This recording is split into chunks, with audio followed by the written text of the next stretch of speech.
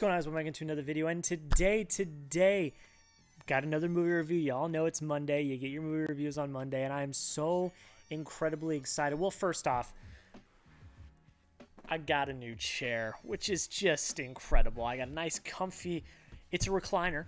I bought a recliner. Yeah, granted, it's a cheap one off of Amazon, but it's a recliner. It's pretty sick. It's nice and comfortable. I can just sit here for days and make content for you guys and just chill and relax, because really, I was so kind of frigid and cold and not relaxed and very stiff and very, very tense when I was making content for you guys. But hey, it's a new Jack. It's a new era. We're just chilling, talking about movies. That's kind of what this is. And the recliner finally finishes the setup, and we're here chilling and relaxing. But today we are doing another movie review. I'm so excited to talk about this one because I really did thoroughly enjoy it. Today we're talking about the 25th and the final for one Daniel Craig film in the James Bond franchise, No Time to Die. We're talking No Time to Die. Very excited because there's a lot to talk about with this one. And I'm going to say this right off the top. If you want to hear more of my thoughts, my spoiler thoughts, because this is going to be pretty much spoiler-free throughout, but if you want to hear my spoiler thoughts and you want to hear from an old pal of ours, Sasha, on Wednesday I'm dropping my 4th episode of the podcast Fanatic Film Review, and Sasha is our guest, and we talked for about an hour about this film, No Time to Die, and went in depth on the action, a lot, what we liked, what we didn't like, and the send-off for Daniel Craig. We went in detail on all of that in this episode of the podcast, and like I said, it's over an hour long. You don't want to miss it. Go check it out. I will leave a link to the podcast down below, and then on Wednesday, if you're following me on Twitter, I will tweet out when the podcast goes live. It's a great conversation with Sasha. She's absolutely fantastic, and you can only get it on podcast. That conversation is not going to be here on YouTube. I think that's what I really want to make clear. These conversations I'm having on the podcast are not going to be on YouTube. They are just strictly on podcast. So go over there, rate, review, subscribe, check it out. And we got a nice conversation with Sasha. But today, first off, we are going to hit my thoughts. But before we get into that, I want you guys to go down below, because I know a lot of people have watched this movie this past weekend.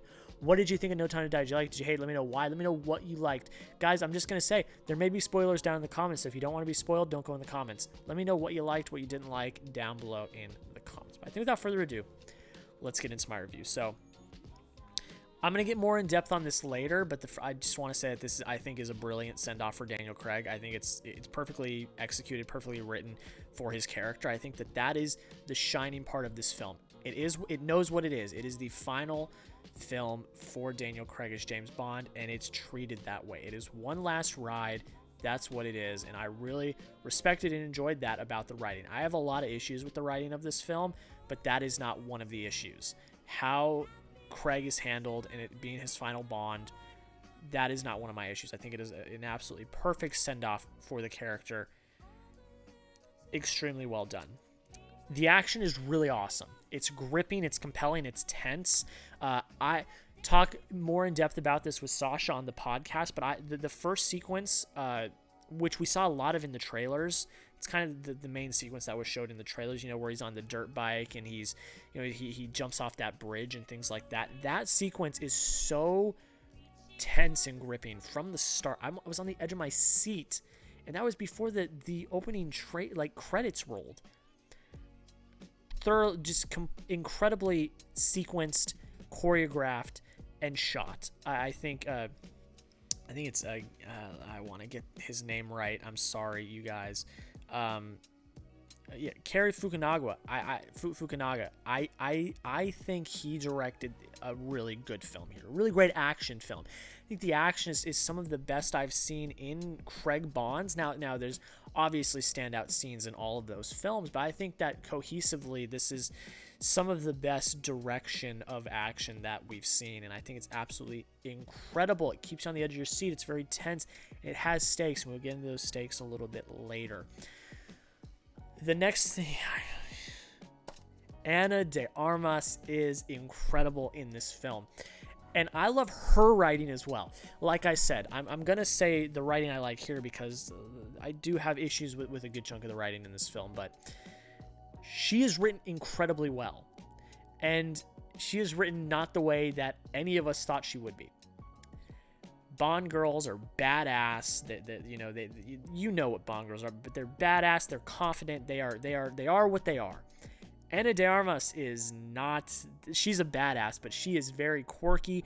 She is very nervous on this mission with Bond. I mean, she is not what we thought she would be, and I love that. I love that they made the decision because she's incredible in this film, and she's a badass. She works so well with Daniel Craig. The chemistry is great, and even though she's only on the film for a very short amount of time, which is one of my biggest critiques, we needed more Ana de Armas in this, and I'm sad that we're probably never gonna see her again in this universe because she was so good, and I really, really enjoyed her character. More Ana de Armas, please, in everything.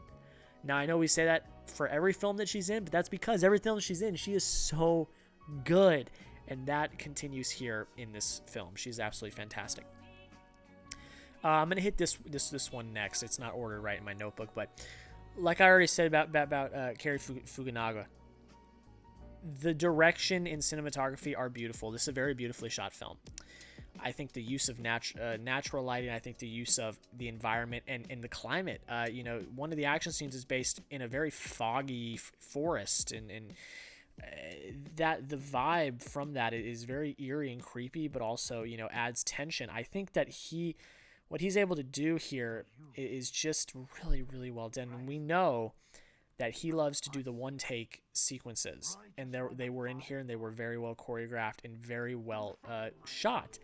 Cinematography and direction are huge high points in this film, and I think that they are a reason why the film is so good, is because it's very awesome to look at, and with the action, which is what makes Bond, really awesome action, is done so incredibly well. So I gotta give shouts and props to that. The emotion works in this film, and now maybe we're all a little sentimental because this is Daniel Craig's swan song. He's been Bond for 15 years and we're saying goodbye, but with the story it works. And we're getting into spoiler territory now, so if you've not seen the film, I would advise to click off. They did something in this film that no Bond film or Bond has ever done. He died. They killed off James Bond at the end of this film. And the way they did it, the way that was written, was highly emotional. The stakes were real and they were clear. And I have to give them a round of applause for that. Again, I have issues with the writing, which I'll get into in my negatives. But I think the way they handled Bond in this film is perfect. I truly believe that. People may not like the humor. I know I've seen some people not really loving the humor and the jokes. I think they were fine. I think they landed. And I think just his character arc and the way it was executed from the writing standpoint, from direct, everything is absolutely perfect. It really is. It's one of the high points. And it had to be, because it is the swan song for Craig's iteration of Bond. So I think that was absolutely fantastic. Those are my last 2 points for the positive. I think Craig is great in this. I think the emotion in it packs a really big punch, especially at the end, because the thing I really enjoy about this film, and I talked about more on the podcast, is this film really examines the humanity of James Bond. Bond is always shown as kind of an immortal, kind of godly being. We're not really a god, but can't ever die. Always gets out of the situations. It may not always be graceful, but it happens. Bond can't die. Doesn't happen. But he also is known as this suave, slick, womanizing spy who could never have a family and never want to have those types of things. This film takes a complete 180 on that. And we really examine the humanity of the person to a point where we never have before. I really respect that about the writing here, like I said. That is one of the big standouts, is how Craig was written. I think it was picture perfect. I really, really, truly enjoyed it. And the humanity and the stakes. It all worked, and it culminated in that end, which was extremely emotional and packed a punch because of how they led up to it. Those are the positives. I got to get to the negatives. I think Rami Malek is fine as a Bond villain. I don't necessarily think he was written well. I think for what he was given, he was fine. He was very creepy, very chilling, but I don't think his character was written well at all. I think he was very generic. I think it was take Bond villain. It could have been anyone. very, very generic. I think the writing of the threat is extremely generic. It's, oh, what did MI6 do this time? Oh, surprise, the villain, that weapon you were making, oh, the villain has it now. It's very tropey. It's very generic. I think that the writing there was a little bit lazy. Didn't really love it. I get it. You're not going there for the writing and the script, but when there are aspects of it, like how Craig is written, like how the way all of that, when that's written so strongly, why not push the boundaries even further and not stick with the tropes of classic Bond? Why not? And they didn't here. They kind of stuck to their guns. They were a little careful, I would say. I don't think they wanted to push the boundary too much, which I think then again ended up not being one of the reasons why it was not as great written wise, because they held back. I think they could have gone for more, and they held back. And it was very generic, not written very well, and that's kind of my biggest complaint, is kind of the threat. The threat doesn't feel real. It feels very it just doesn't click, and it doesn't work in the end. That's kind of really the main part. And the pacing. The film is too damn long. The runtime is 2 hours and 43 minutes. That is almost the runtime of Endgame. Endgame was 3 hours. This is almost a 3 hour long movie. Did not have to be that long. There are some expositional pieces in here that didn't need to be there, and some moments and some things that easily could have hit the chopping block, or the cutting room floor, as they call it. Too long. The film was too long. I had some very big pacing issues with it. I think you could have cut some parts out of the movie. I get you want as much Bond on the screen as possible, but didn't have to be that long. It didn't. I checked my phone a few times. I was checking the time. I'm like, God, we're still in this. The action is captivating, and it's really well done, and I think the stuff with Craig and Bond is really great. There's a lot of other fluff that you could have trimmed. There's a lot of fat that could have been trimmed, and that's one of the things I really did not like is it was a very long movie. Very, very long movie. But that's it. That's it with the review. In the end, though, even though I have those issues, I still really enjoyed a lot about it. And you will see that in my rating. I rated this fairly highly, which actually surprised me where it ended up on my ranking. But I think without further ado, let's get into this damn point breakdown. Let's finish this out. Entertainment, I gave a 14 out of 15. While there is some fluff and things I didn't love, the action is incredible, and it's extremely entertaining. I really, really enjoyed what they did. Performances, 15 out of 15. The reason why is yes, again with Rami Malek. People don't like Rami Malek. I don't blame it on him. I think he did what he needed to do. I think it's the writing of his character. The writing of his character is extremely, extremely poor. So that's kind of the biggest thing I have about that. Writing, 13 out of 15. Did get knocked a few points. Didn't love everything I did, but it also gained a few points for how well written Craig was and his send-off. So it lost more, but also gained a few points for that. It's double-edged sword here is the writing. Direction, 10 out of 10. I think directing was really damn good. Emotion, 10 out of 10. It worked. It really, really did. Cinematography, 8 out of 10. Very beautifully shot. Very well done. I gave the sound a 4 out of 5. Score, 5 out of 5. It's that classic Bond score. Is very, very, extremely awesome. And I loved it. Like when it first came out, I was like, da da bum, and I'm like, we're in it. Let's do it. Right when the film started. Pacing, 3 out of 5.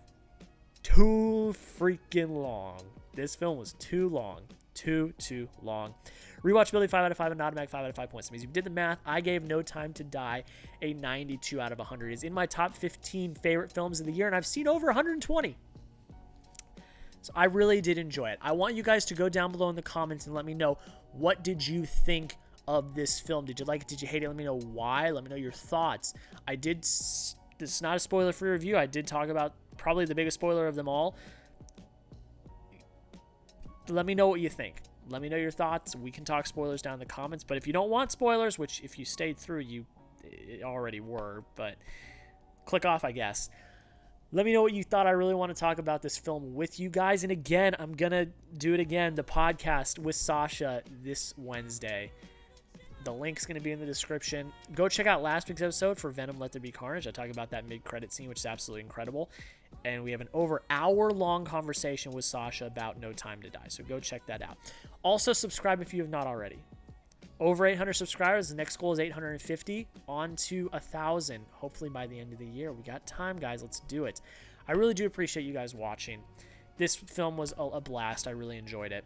Let me know again what you thought in the comments. Go check out the podcast and subscribe. Thank you all so much for watching. Have a great day. We'll see you in the next video.